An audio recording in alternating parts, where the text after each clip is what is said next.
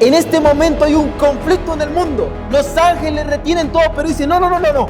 Aunque no pase nada todavía, detengan los vientos porque falta de sellar a mi pueblo. Muy bien, feliz sábado. Dios los bendiga mucho. Un gusto poder estar aquí con ustedes. Mi nombre es Mario Obando. Yo soy de Costa Rica, un país en Centroamérica muy chiquitito. Y tengo ya alrededor de unos 5 años trabajando en Bolivia como misionero. Y bueno, es un gusto poder compartir la palabra del Señor. Hace muchos años, cuando yo era adolescente, la iglesia era muy distinta. Esto que estaba aquí, donde estoy yo, el púlpito, era el símbolo de la voz de Dios. Cuando el predicador pasaba al frente, no se escuchaba ni un lápiz caer, porque había mucha reverencia. La iglesia tiene un espíritu distinto. Y hoy vamos a estudiar un poco la palabra del Señor, pero a mí me gusta, antes de empezar, siempre mostrarles algunas noticias de cómo está el mundo hoy. Algunos han tomado algunas decisiones de no ver noticias, porque muchas cosas malas hablan cada momento, ¿no? Pero vamos a ver un poco de noticias de lo que está pasando en el medio ambiente, en la sociedad, en la política, y cómo todo está transcurriendo muy rápido para que se implante un nuevo orden mundial y todo lo que parecía que estaba lejos de cumplirse realmente estaba muy cerca. Vamos a ver un video donde vamos a ver un poco de lo que está pasando en el mundo hoy.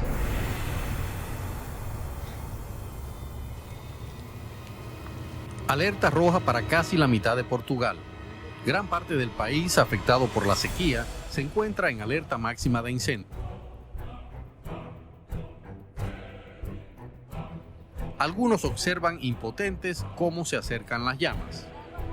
Parte de ellos están siendo destruidos. Los incendios forestales no son nuevos aquí, pero están cambiando.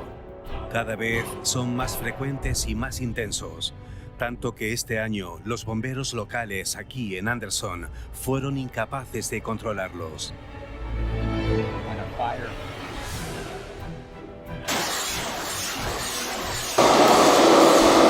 Esto es en Rusia, bueno, en Ucrania realmente lo que está pasando. Parece de película.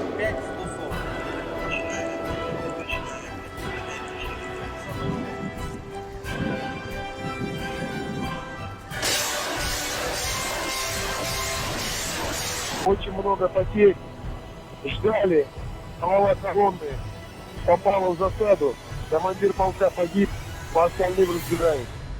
Сейчас как разберешься, всех соберешь, мне доложишь, как понял. Оттуда били артиллерия, танки. С беспилотника, так я понял, Байрактар летает. Остальным сейчас потерям разбираюсь.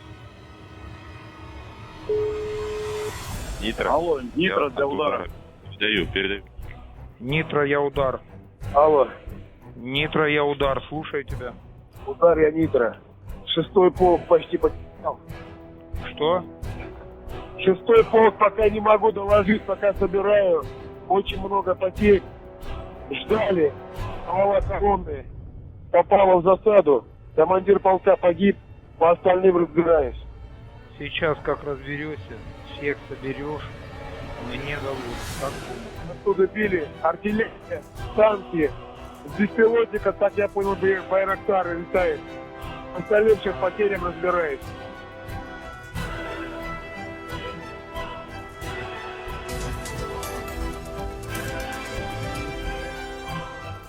Martes de desplome para el euro, las bolsas y el petróleo. Bienvenidos a las noticias económicas. Soy Juliana González. El euro alcanzó Todos los pesos sudamericanos han caído prácticamente. Solo Bolivia se ha debido mantenido. al temor a una desaceleración económica en Europa. La moneda cotizó en la bolsa de Frankfurt a $1.03, un nivel que no se había visto desde finales del 2002. De acuerdo con la analista de mercados SP Global, el sector manufacturero ya está en contracción por primera vez en 2 años y el sector servicios ha sufrido una marcada pérdida de impulso de crecimiento en medio de la crisis inflacionaria. Y preguntamos a nuestro colega en la Bolsa de Frankfurt, José David Navarro, sobre la probabilidad de que el bloque europeo experimente una recesión. You know, we are at an inflection point, I believe, in the world economy. Not just the world economy, in the world. It occurs every 3 or 4 generations. As one of the top military people said to me in a secure meeting the other day, 60 million people died between 1900 and 1946. And since then, we established a liberal world order, and that hadn't happened in a long while. A lot of people dying, but nowhere near the chaos. And now is the time when things are shifting. There's going to be a new world.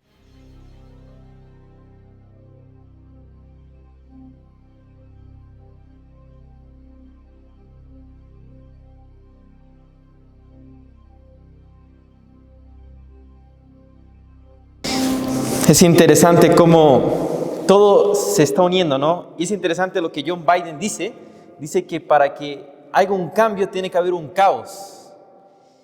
Eso siempre lo han manejado los jesuitas. Ellos les gusta crear caos para crear un orden, pero no el orden que Dios quiere, sino el orden que ellos quieren. Eso es lo interesante. El tema que vamos a estudiar, como miraron en pantalla, es el tema de Meroz y la batalla final de los 144,000. Vamos a ir al libro de Jueces, capítulo 4. Ustedes pueden ver que en el libro de Jueces, capítulo 4, habla acerca de una batalla. Pero antes de empezar, yo quisiera iniciar con una oración para que Dios nos ayude a entender su palabra. Realmente estamos viendo momentos críticos y como nunca antes necesitamos poder comprender a la luz de la palabra del Señor estos eventos especiales que pronto van a ocurrir, nosotros seremos parte de ellos. Vamos a orar. Señor Jesús, como dice un himno, me escondo en la roca que eres tú. Así que ayúdanos a entender tu palabra, ilumínanos, danos tu Santo Espíritu como nunca antes, Señor. Reaviva nuestra fe, ayúdanos a tener ese fervor, ese ardor que necesitamos tener en este tiempo, Señor. Que tus santos ángeles estén aquí con nosotros. Ayúdanos a entender los misterios de tu palabra. Y así, Señor, ser guiados por tu Espíritu. Todo esto lo pido en nombre de Jesús. Amén y amén. Muy bien, en el libro de Jueces nos narra una batalla que ocurrió en aquellos tiempos. Y nos dice que los hijos de Israel, una vez más, hicieron lo malo delante de los ojos de Dios. Y dice que Dios los entregó en manos de Javín, rey de Canaán. Y el capitán de ese ejército se llamaba Sísara, el capitán del ejército se llamaba Sísara. Y los hijos de Israel, como ustedes pueden leer el libro de Jueces, esto es muy repetitivo, hacían lo malo, Dios los entregaba en manos de algunos reyes que los dominaban. Y el pueblo de Israel también clamaba a Dios para que los pudiera librar de aquella mano. En este momento tenían 20 años a manos del rey de Javín y de Sísara. Después de eso, había una profeta que se llamaba, ¿cómo se llamaba? Se llamaba Débora, la profeta, ¿no? Y esta profeta tiene una visión distinta a la que tenía el pueblo en ese momento.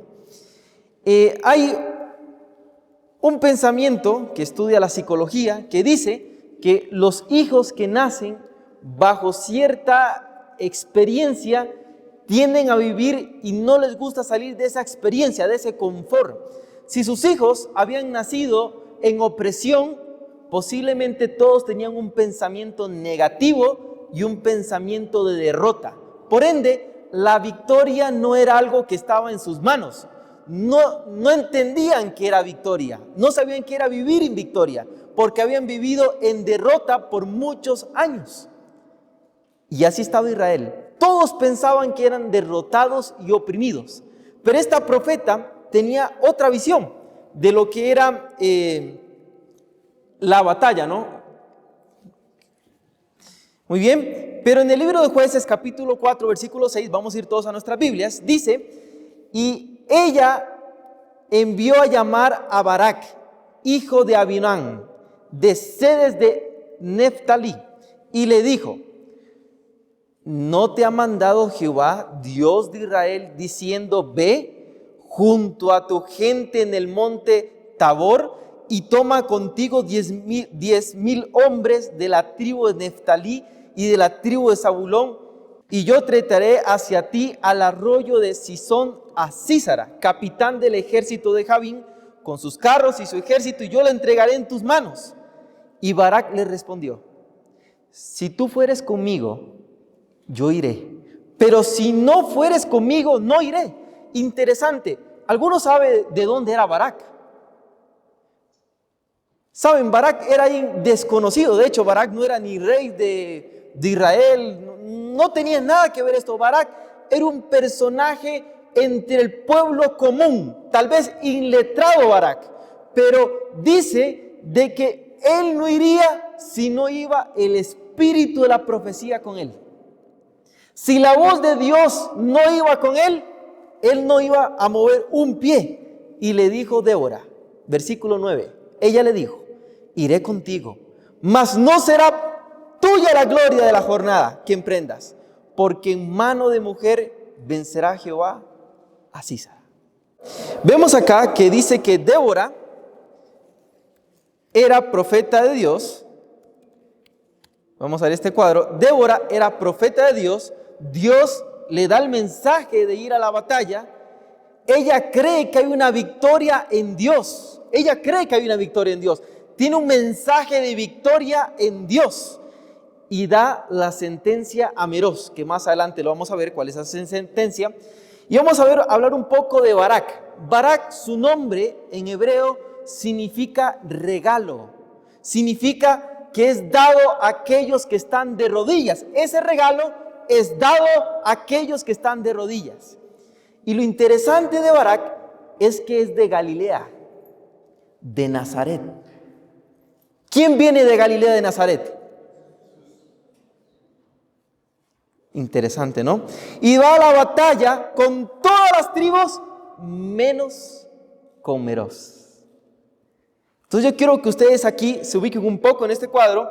De hecho, vamos a ver un mapa. Esto está en mi Biblia de estudio. Yo tengo una Biblia Andrews. Y en la Biblia Andrews se ve claramente dónde nacieron los jueces en cada época. Y aquí dice Barac, y Barac nació justo cerca del mar de Galilea. Jesús, se cree geográficamente, vivía a unos kilómetros del mar de Galilea, que era Nazaret, donde Nazaret no salía nada bueno. Justo Barac es de donde Jesús nació aproximadamente. Esto es muy interesante, estas similitudes que podemos encontrar en la historia de Jueces capítulo 4 y versículo 5. En el capítulo 5, encontramos un canto de victoria que da la profeta Débora. Fueron a la batalla. Realmente usted puede leer el libro de Jueces capítulo 4, es un poco extenso, poder contar la historia. Tengo mucho que avanzar. En la historia, Barac realmente vence, creyó la palabra, la profeta, la voz de Dios, del espíritu de la profecía. Creyó que había victoria en Cristo. Fue a la batalla y derrotó a este pueblo. Y en el capítulo 5 hay un canto de victoria. Este canto de victoria, en el capítulo 5, ella comienza a enumerar las victorias de Zabulón, las victorias de Leví y la victoria de cada tribu, cómo aportó en esta gran batalla. Y saben, los cantos son mensajes. Por eso, aquí en la iglesia, no se debe cantar cualquier música. No se puede aceptar eso. Yo sé que ustedes saben muy bien eso. ¿Por qué? Porque cada canto es un mensaje especial. Y los cantos que deberíamos de entonar en este tiempo son cantos que aludan a la verdad presente que nosotros creemos. Y Débora canta un cántico, valga la redundancia, van a disculpar, sobre esta victoria que obtuvieron. Y ocurre algo interesante, comienza a contar todas las victorias, pero en el versículo 23 pasa algo extraño, porque todo era alegría hasta el momento, todo júbilo, todos estaban celebrando las victorias de Jehová. Pero en el versículo 23 ella cambia de panorama y cuenta algo que parece medio extraño. Dice el versículo de Jueces, capítulo 5, versículo 23, maldecid a Meroz, dijo el ángel. Maldecid severamente a sus moradores, porque no vinieron al socorro de Jehová. Todos fueron a la batalla, menos este pequeño pueblo. En el comentario bíblico adventista, habla un poco acerca de Meroz y dice lo siguiente. Dice que Meroz significa refugio. Meroz debía ser un refugio para Israel. ¿Refugio de qué? Refugio en la batalla, refugio para los soldados, para los convalecientes, refugio de la sana doctrina de Israel, pero no fueron refugio para Jehová. No lo fueron. De hecho, Herbert Douglass, que es uno de los pastores que fueron de la época de 1957 a los años 90, él participó en escribir el comentario bíblico adventista y él hace un comentario de lo que posiblemente pasó con Meroz y dice lo siguiente. Dice que Meroz dejó pasar al enemigo para no tener problemas. No. Yo no me meto en problemas contigo. Pasa adelante. Bienvenido. Yo no me meto en problemas. Como dicen popularmente, se lavaron las manos. Pero Herbert Douglass no solo va hasta ahí, va más profundo. Y dice que posiblemente Meroz, en vez de ayudar a Israel en la batalla, se fue en contra de Israel. ¡Qué tremendo! Yo quiero hacer un ejemplo para que podamos entenderlo. Es como que hay una guerra entre Bolivia y Chile. Dios quiera que no pase, ¿no? Solo es un ejemplo de la cultura, quiero poner. Y supongamos, yo no sé cómo se sentirán los bolivianos, yo sé que nosotros no nos metemos mucho en la política, pero el mundo en general afuera estarían muy felices por luchar por el mar, ¿sí o no? Tener las playas, aunque el mar de Chile es muy frío, no es muy bonito, ¿no? Bueno, son comentarios extra, ¿no? Pero, en fin, hay una batalla contra Bolivia y Chile y supongamos que todos los departamentos van a la guerra, menos Cochabamba, se pone a favor de Chile. ¿Cómo mirarán a Cochabamba? ¿Bien o mal? No tan bien, no con buenos ojos, ¿no? Algo así ocurrió en la historia. Ellen White comenta un poco acerca del estado de Meroz. ¿Por qué Meroz no fue a la batalla? En Joyas de los Testimonios dice lo siguiente: muchos están tibios. Están en la misma posición que Meroz. O sea, compara a Meroz con un estado de tibieza. Ni a favor ni en contra, ni fríos ni calientes. Oyen la palabra de Cristo, pero no la ponen por obra. Si permanecen en este estado, Él los rechazará con aborrecimiento. Muchos de aquellos que han tenido gran luz, grandes oportunidades y toda clase de ventajas espirituales, rinden homenaje a Cristo y al mundo al mismo tiempo. Se inclinan ante Dios y a Mamón, el Dios del dinero. Hacen fiesta con los hijos del mundo y a la vez dice que son bendecidos juntamente con los hijos de Dios. Desean tener a Cristo como Salvador, pero rehúsan llevar su cruz y su yugo. El Señor tenga misericordia de vosotros, porque si seguís así, ninguna cosa, sino el mal, podrá profetizarse acerca de vosotros. Qué dura reprensión, hermanos. Meroz se compara a un estado de tibieza espiritual. Por eso no fueron a la batalla. Y esto me recuerda un poco a David. Cuando David tenía que estar en la batalla, estaba en su palacio rascándose y de repente mira una mujer, y ustedes saben la historia que sigue, por no ir a pelear las batallas de Jehová.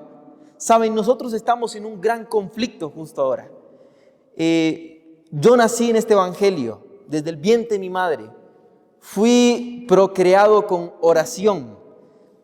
Y desde muy niño, yo me sentaba a escuchar a mi abuelito con el conflicto de los siglos en sus manos.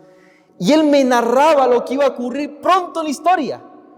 Y yo he visto, con la corta edad que tengo, los hilos de la historia pasar. Pero como nunca antes, estamos muy cerca. Estamos cerca de lo que se viene. Y como nunca antes necesitamos prepararnos, porque la crisis se avecina. ¿Saben? Lo que está pasando hoy no es normal, que un país invada a otro. De hecho, esta semana, China cercó Taiwán. ¿Ustedes creen que es normal que todos estén proponiéndose la guerra?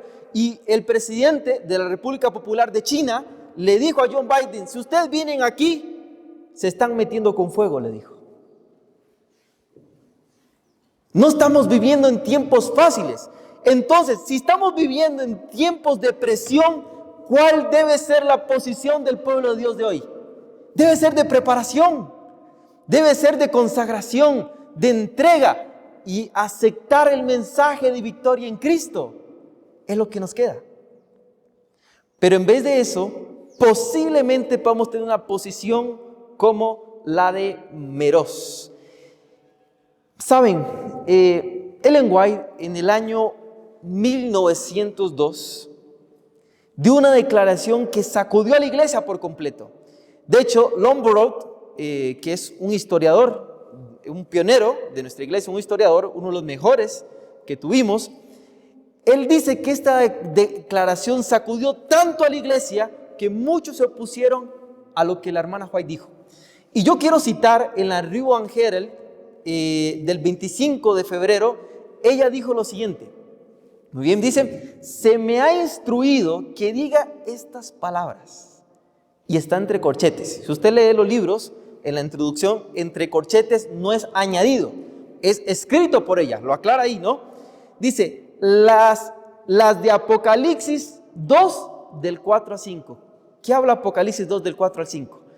Ahí lo pueden buscar en sus casas. Son aplicables a la iglesia adventista del séptimo día y en su condición presente. Se ha perdido el amor de Dios y esto significa la ausencia del amor mutuo. Ella dice de que el mensaje de la Odisea se aplica a la iglesia adventista del séptimo día. ¿Y cuál es el mensaje de la Odisea? ¿Qué dice la Odisea? ¿Qué dice? ¿En qué estado está la Odisea? Está en tibieza espiritual. ¿Y por qué dice que el yo y el yo y el yo es complacido? Lucha por la supremacía. ¿Por cuánto tiempo han de continuar en esta condición?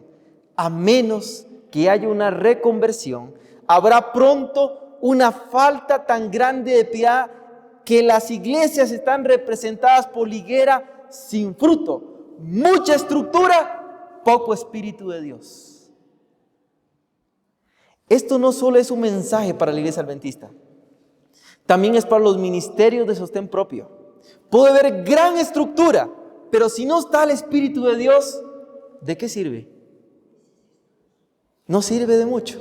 Y sigue diciendo acá, a la iglesia le ha sido concebida gran luz, ha tenido abundancia, oportunidad de llevar mucho fruto, pero ha venido el egoísmo a su medio. Y Dios dice, quitaré tu candelabro de tu lugar si no te arrepientes. Es interesante ver esta actitud de Meroz tendrá que sí o sí cumplirse cerca a la venida de Dios. Tiene que haber un espíritu de indiferencia, tiene que haber un espíritu de tibieza.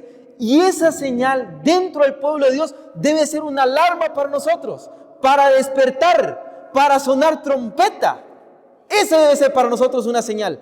Si usted ve que hay poca actividad misionera, que hay poco espíritu para ir a la batalla del Señor,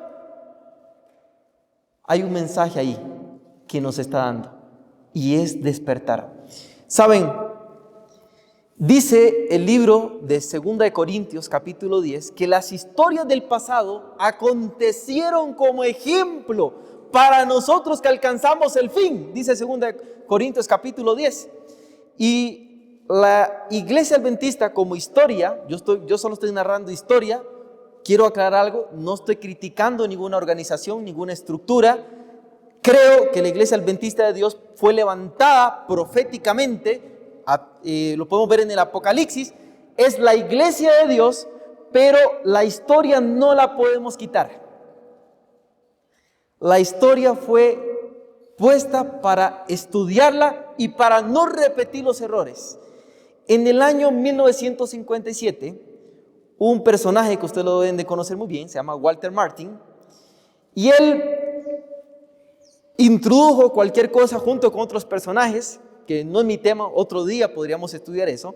Introdujo ciertas cosas, como este libro que está aquí, Preguntas sobre Doctrina, y me parece interesante que este episodio que ocurrió en la historia se parece mucho a lo que pasó con Meroz. Ellos, en vez de oponerse, ir a la batalla, decir no, que esto no se introduzca, ellos dijeron, no quiero problemas, pasen adelante, tranquilos, bienvenidos. Entonces, me parece mucho a la actitud de Meroz. Parece que pelearon en contra del Israel espiritual, en vez de estar a nuestro favor. De hecho, si alguno quiere saber un poco más de esta historia, puede ver este libro escrito por Herbert Douglas. Para mí es uno de los mejores en mi concepción, que describe la historia. Él estuvo presente, él estaba editando el comentario bíblico adventista mientras ocurría todo esto en el año 1957. Ahí está el nombre del libro, lo pueden encontrar en PDF, está muy interesante, muy bueno. Pero me parece increíble cómo esta actitud de Meroz se repitió en la historia, porque como bien dice Corintios, todo aquello que pasó en el pasado es para ejemplo a nosotros que alcanzamos el fin. Entonces, hermanos, ¿qué tiene que pasar?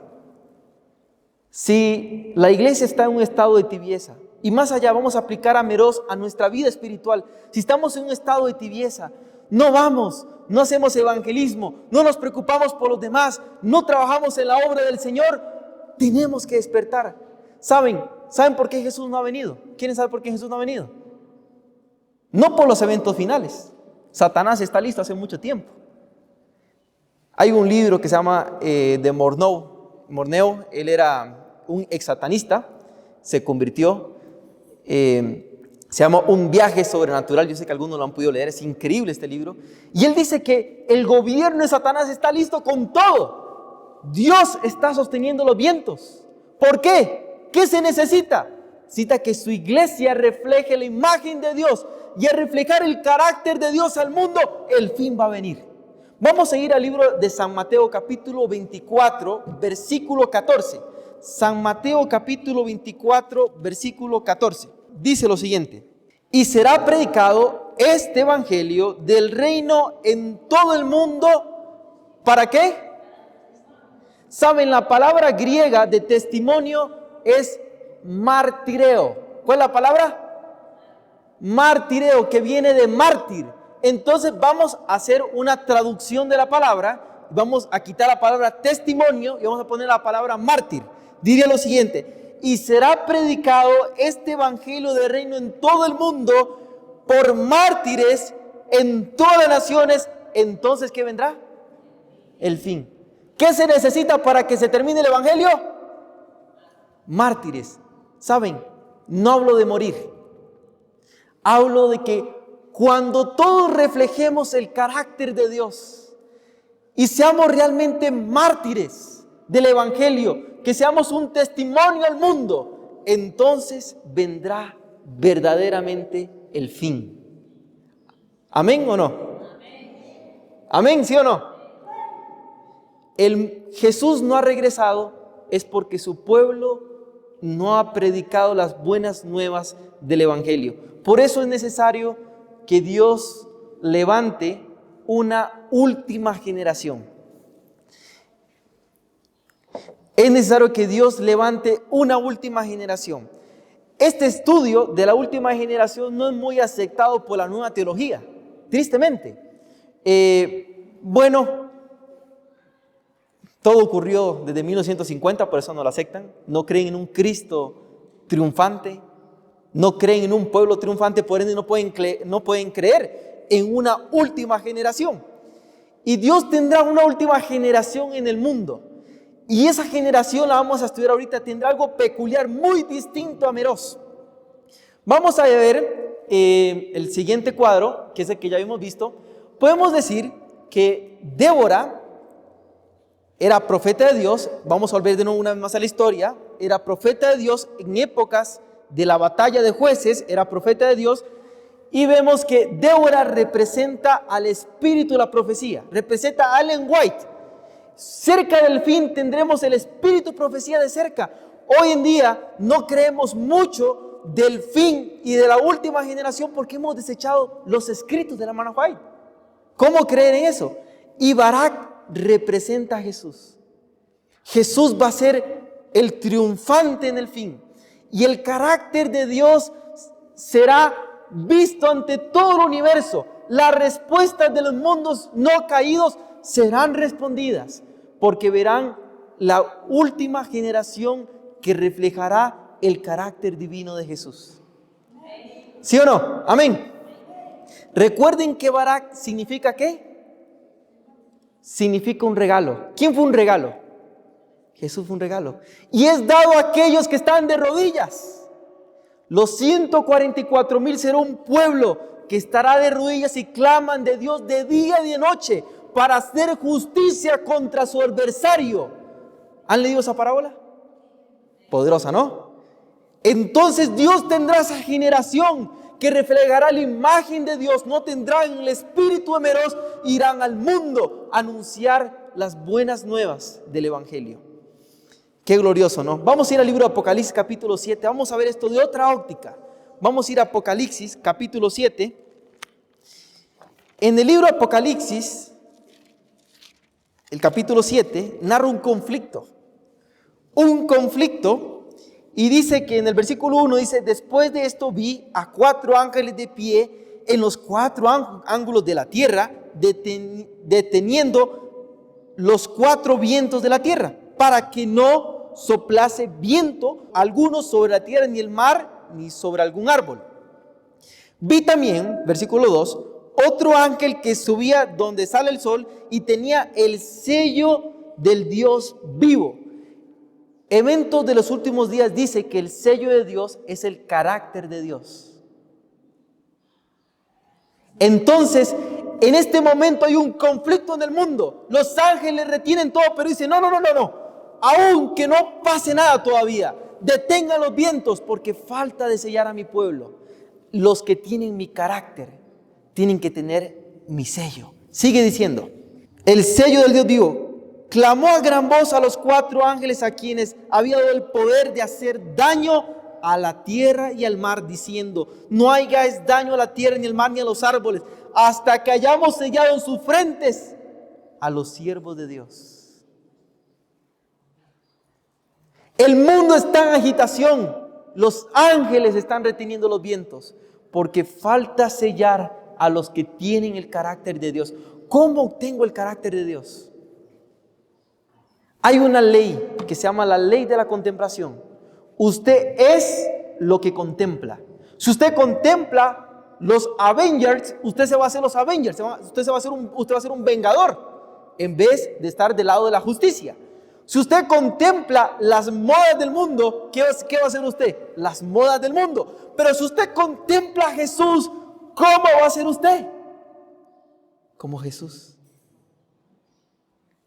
En su boca solo habrán palabras de amor, de misericordia. Su boca estará llena de sabiduría y cantará como cantan los sabios, dice el libro de Isaías. El mundo no necesita que se le hable más. El mundo quiere acciones, quiere respuestas. El mundo quiere que se demuestre lo que es Cristo en el ser. Eso es lo que el mundo quiere, una respuesta. Eso es lo que el mundo está buscando. Versículo 4. Y oí el número de los sellados. 144,000 de todas las tribus de Israel. Igual que Jueces 4, hay un gran conflicto. Se llama todas las tribus de Israel que representan los caracteres distintos. Se llama todos a la batalla. Y dentro de esas tribus hay 144,000, una última generación que tendrá la actitud diferente a Meroz. Serán distintos. Ellos tienen el carácter de Dios implantado en sus vidas y serán una respuesta al universo. Vamos a ir al capítulo 14, que son los 2 capítulos que habla de los 144,000, para ir casi que concluyendo. Y dice lo siguiente, el capítulo 14, versículo 1. Después miré, ¿qué dice Juan? ¿Qué hizo Juan? ¿Qué hizo? Después miré, ¿y qué dice? Y vi. Quiere decir que Juan estaba viendo. ¿Y qué vio Juan? ¿Qué vio? ¿Quién es el Cordero?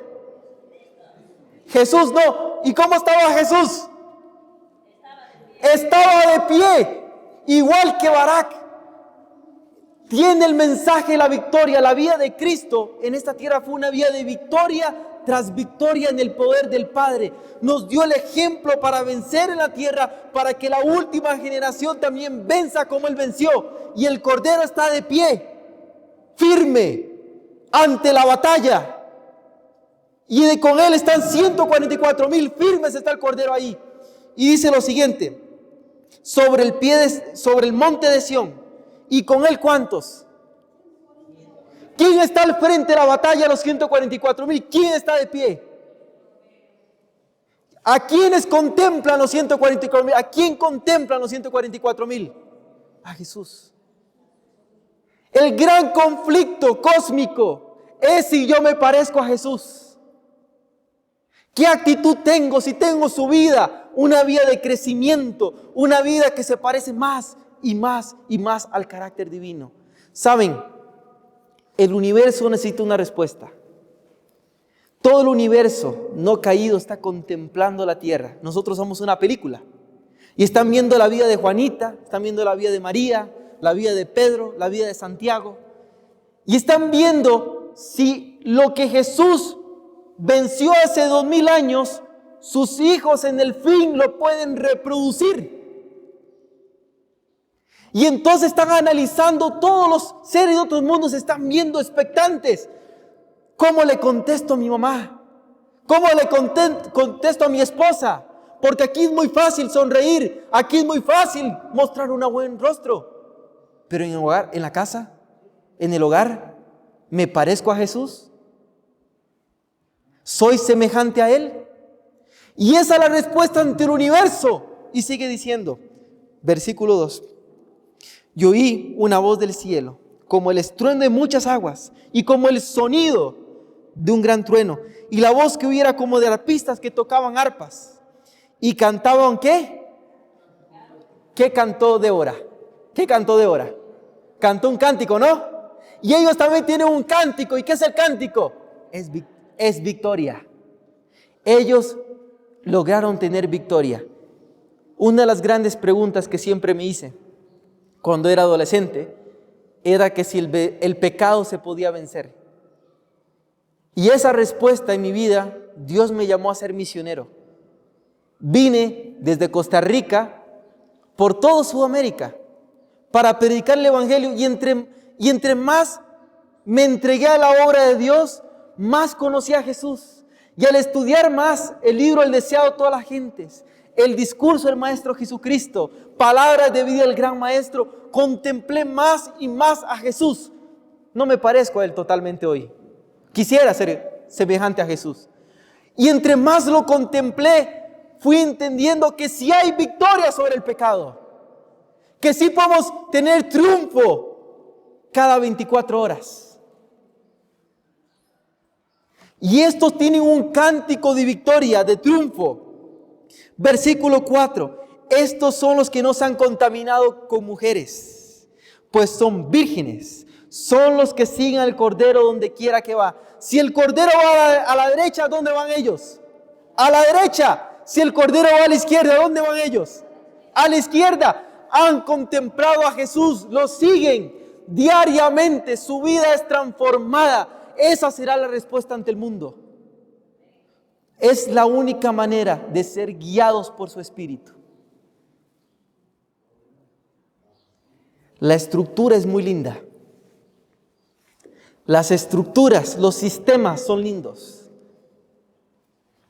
Pero si no somos guiados por el Espíritu, solo son estructuras. Por eso necesitamos ser guiados cada día por Dios. Quiero leer unas 2 citas más, unas 3 citas más, y voy concluyendo.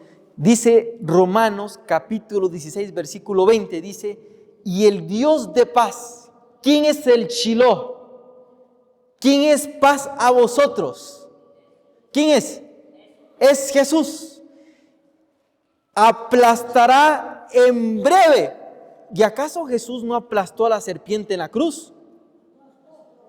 ¿Lo aplastó o no lo aplastó? No lo aplastó. ¿Cuándo será aplastada la serpiente? Cuando la última generación responda a la última pregunta ante el universo, que pueden tener un carácter semejante a Jesús. Por eso será en breve. Dice Apocalipsis que queda ¿cuánto tiempo? Poco tiempo, por eso será en breve. La última generación será la que le dirá al universo entero que sí hay victoria. Esa será la última generación. La gracia de nuestro Señor Jesucristo sea con vosotros. Quiero leer 2 citas, quería poner hasta 5, pero sé que no puedo aprovecharme el tiempo, me queda, no sé si esto es como otros lugares que solo dan media hora, estoy acostumbrado a predicar media hora. Entonces, lo hice lo más didáctico posible, ¿no? Voy a leer 2 citas. Una de ellas se encuentra en Recibiréis Poder, una matutina, 340, la página, dice lo siguiente. El honor del carácter de Dios tiene que ser, ¿qué?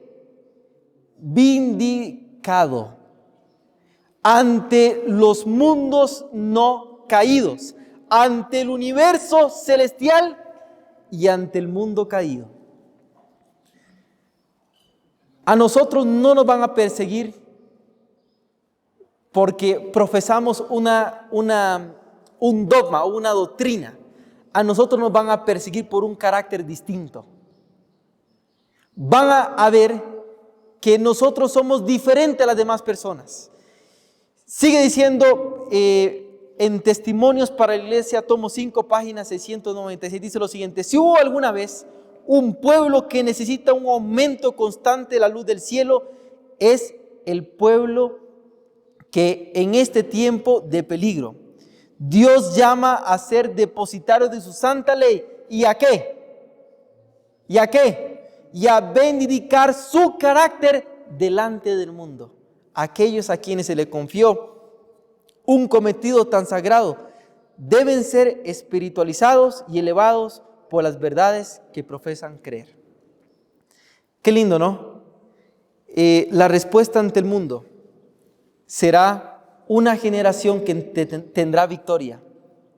Y qué lindo tener victoria. Yo quiero contar algunas historias, una realmente, y con eso termino. Como misionero me he topado muchas personas que me preguntan y me dicen, Mario, soy adicto a la pornografía, soy adicto a la droga, soy adicto a esto, soy adicto a lo otro. ¿Cómo venzo el pecado? Y cuando yo estaba misionero, todas esas interrogantes estaban dentro de mí, pero como les conté, entre más pasó el tiempo, fui entendiendo más el carácter de Jesús y tenía que haber victoria en Él. He ido compartiendo con ellos las victorias de Jesús y que pueden ser en sus vidas también. Y he visto vidas transformadas. Yo quiero contar la vida de un tarijeño, no quiere decir su nombre. Es una persona muy especial. Y una vez, él me agarró aquí y me dice, Mario, mi tío me violó hasta 10 veces en toda mi vida. Y le hago una pregunta, ¿usted cree que yo puedo perdonar a mi tío? ¿Usted cree que yo puedo vivir feliz sabiendo después de lo que me hizo que me desgració la vida? ¿Usted cree que puedo tener paz? Y cuando me agarró así, en ese momento era un niño de 20 años y eso lo guardé en mi corazón. Lo guardé en mi ser. Y me propuse conocer más a Dios. ¿Saben por qué? Nos proponemos cosas vanas. Yo me propuse ser el mejor misionero que hubiera, aunque no esté escrito en un libro. Pero quería que una persona se convirtiera al Evangelio, aunque sea uno. Eso quería proponerme eso. Y me propuse conocer más a Dios. buscarle cada mañana, levantarme y escuchar su dulce voz en las palabras de la Escritura. Y entonces ahí fue donde encontré este mensaje de victoria, glorioso en mi vida. Y lo compartí con muchas personas donde anduve. Hoy estoy en una iglesia bastante grande, pero regularmente predico en iglesias que tienen 5 personas. De verdad, y lo hago muy feliz, en serio. Lo hago muy feliz. ¿Por qué? Porque creemos que el misionero o el ser predicador es ser alguien muy grande. Jesús compartió con una mujer junto al pozo. Jesús compartió con un hombre a medianoche, con Nicodemo. ¿Quién lo estaba viendo? Nadie. Pero Jesús para una alma era suficiente. Él dedicaba 24 horas para una alma. Y nosotros queremos ser famosos, queremos ser populares. Eso no es ser un siervo de Dios. Jesús nunca buscó la fama. A Él lo hicieron famoso. Y entonces conocí a José.